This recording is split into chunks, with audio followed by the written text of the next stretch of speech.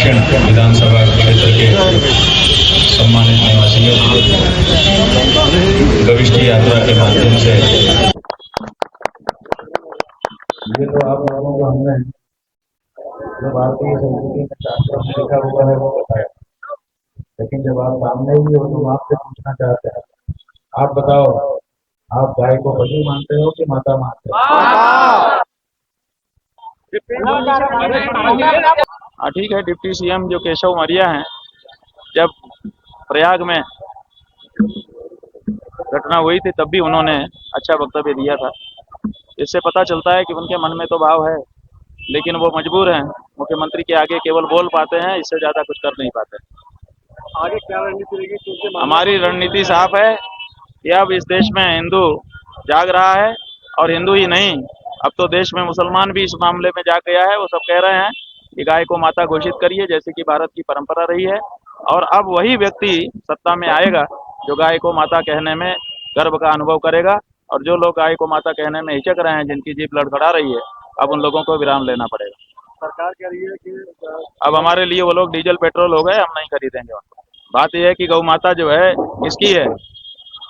तुम्हारी होगी, लेकिन जो उत्तर प्रदेश स्टेट है उसने कहाँ घोषणा की है? उसने तो अपने कागजों में पशु लिख रखा है। इसलिए स्टेट से हमारा सवाल है, आदित्यनाथ का व्यक्तिगत उनसे कोई हमारा सवाल नहीं है। ये हमारा प्रश्न जो है वो उत्तर प्रदेश राज्य से है, तो राज्य को ये घोषित करना है, और राज्य बिना घोषित किए कुछ नहीं कर सकता, क्योंकि घोषित करेगा तभी तो फिर प्रोटोकॉल बना पाएगा, नहीं तो बनाएगा कैसे? किस आधार पे बनाएगा?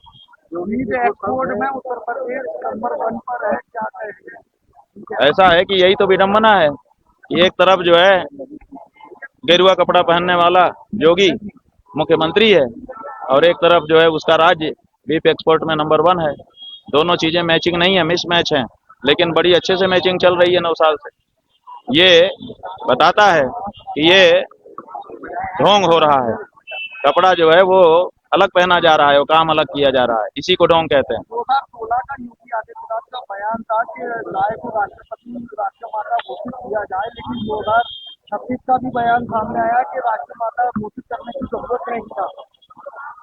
ये जो है 2016 को जंतर मंतर पे यही हमारा ही आंदोलन था, जिसमें वो आए हुए थे, और आकर के उन्होंने कहा कि बहुत जरूरी है, ये सरकार विलंब कर रही है, देर कर रही है, ठीक नहीं है, बड़ा तेवर दिखा रहे थे। अगले साल मुख्यमंत्री के पद पे बैठ गए, और तब से 9 साल बीत गया।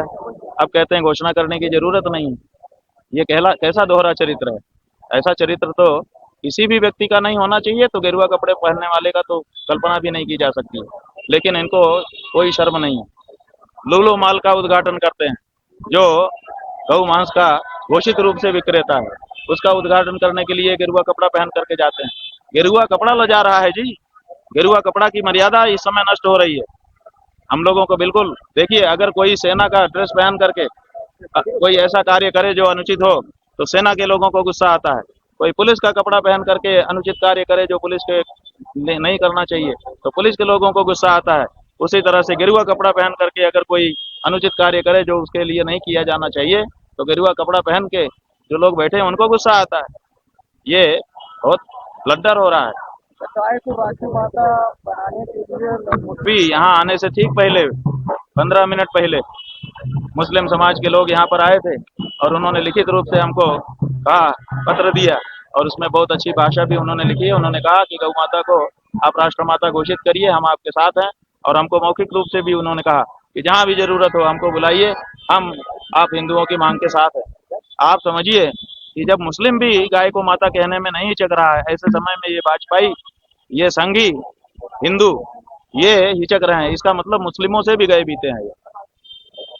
हालांकि आपने भी कुछ कहा था कि मुगलों के जमाने में भी वो कभी नहीं होती थी। अरे भाई, अकबर यहीं से तो फरमान जारी किया था, आपके आगरा से ही। उसने क्या कहा था? फतेहपुर सीकरी या आगरा जो भी रहा हो, उसने यही तो कहा था कि हमारे क्षेत्र में, हमारे राज्य में गौकुशी कोई ना करे। तो उन्होंने फरमान जारी कर दिया था कि गौकुशी ना हो, और ये मुगलों से गए बीते वाजपेयी संघी, इनके राज में गौ मांस के निर्यात में भारत सबसे बड़ा देश हो रहा है। जो देश विश्वगुरु था वो आज विश्व का सबसे बड़ा कसाई सिद्ध हो रहा है। ये क्या हो रहा है?